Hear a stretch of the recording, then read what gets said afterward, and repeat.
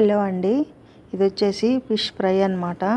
ఇంతకుముందు మన ఛానల్లో ఫిష్ ఫ్రై తర్వాత చేపల పులుసు 2 రకాలు పెట్టున్నానండి.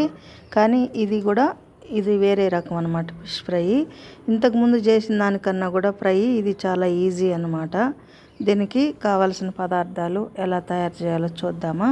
ముందుగా మన రుచికి సరిపడా ఉప్పు, కాస్త పసుపు, కొద్దిగా జీలకర్ర పొడి, కొద్దిగా మిరప్పొడి, ధనియాల పొడి అందులోనే నేను మిక్స్ చేసుకుంటాను మిరప్పొడిలోనే. తర్వాత ఇవి వచ్చేసి కొద్దిగా తీసి పెట్టానండి పక్కన, పులుసు పెట్టి మిగిలిన చేపలు అన్నమాట ఇవి. అందుకని కొద్ది క్వాంటిటీ మీకు చూపించాలని తక్కువ క్వాంటిటీ చేస్తున్నాను కాబట్టి దానికి తగినట్టుగా వేసుకున్నాను నేను ఉప్పు కారాలు.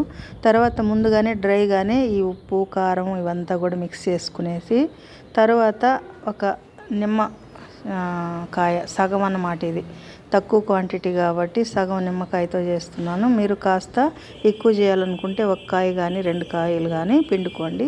తర్వాత ఈ నిమ్మరసం ఉప్పు కారాల్లోకి పిండుకొని అందులోనే కాస్త ఆయిల్ వేసుకోవాలి. మనం ఆయిల్ వేసుకొని ఇంకా కాస్త బాగా మిక్స్ చేసుకొని మనం శుభ్రంగా కడిగి పెట్టుకున్నాం కదా చేపల్ని, నీట్గా ఉప్పు నీళ్ళతో అలాగే నిమ్మరసం నీళ్ళతో కడిగి పెట్టుకోవాలి. చేపల్ని బాగా నీచు వాసన ఉండదన్నమాట.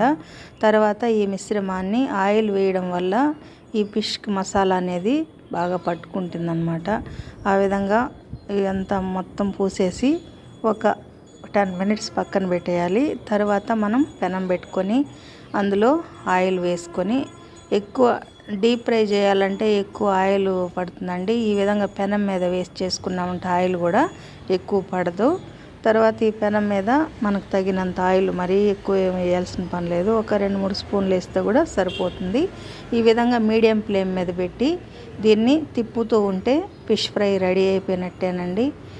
నా వీడియో కనుక ఈ ఫిష్ ఫ్రై కనుక నచ్చితే లైక్ చేయండి, షేర్ చేయండి. మరిన్ని వీడియోల కోసం నా ఛానల్ని సబ్స్క్రైబ్ చేసుకోండి. ఓకే అండి, థ్యాంక్ యూ ఫర్ వాచింగ్.